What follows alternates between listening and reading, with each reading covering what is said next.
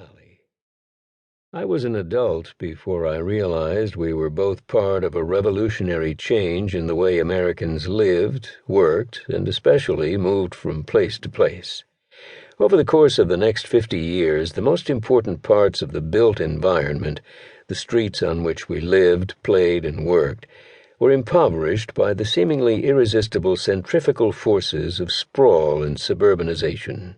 My own block, 83rd Street between 19th and 20th Avenues, stopped hosting stickball games and the kid-run 83rd Street Olympics. It no longer featured a daily lineup of kids sitting on curbs as if they were benches.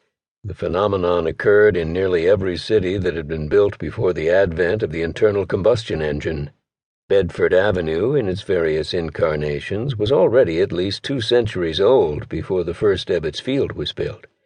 If you had a time machine that let you position a camera at the corner of Bedford and Sullivan, and if you set that camera to take a photo every 50 years or so, starting in 1600, you'd see Native Americans on foot give way to horses and ox carts, first Dutch, then English, and finally American, only to be supplanted by streetcars, buses, and automobiles. You'd see farms replaced by houses of commerce and houses of worship. During the last 50 years of your time-lapse movie, you'd see the original entrance to Ebbets Field at the corner of Bedford and Sullivan transformed into Public School 375, better known as Jackie Robinson School. The lesson of all this wouldn't be just the obvious one, that change is constant. What that hypothetical stop-motion history of a Brooklyn intersection also shows is that while the modes of transportation change every few years, horse-drawn cabs give way to early internal combustion, streetcars are replaced by buses, and even the buildings themselves change every few decades, the intersection itself occupies the same space, the same latitude and longitude coordinates as it did centuries ago. Vehicles come and go. Buildings go up and come down. Roads last forever. They even outlast revolutions.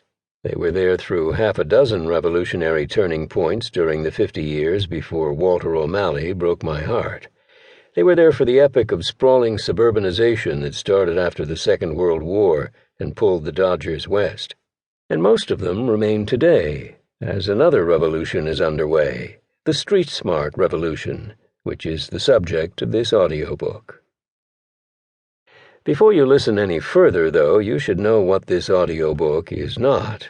It's not a comprehensive look at all aspects of the business of moving from place to place.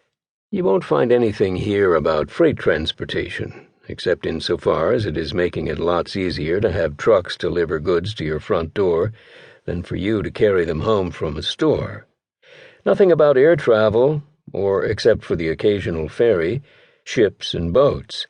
As a corollary, you also won't find a lot about intercity travel or rural life. Street Smart tells the story of a transformation in the common travel decisions made daily and weekly in the industrialized world generally, and the United States specifically. Its focus is a modest 9.72 miles, the distance of the average automobile trip, including work commutes and local shopping trips.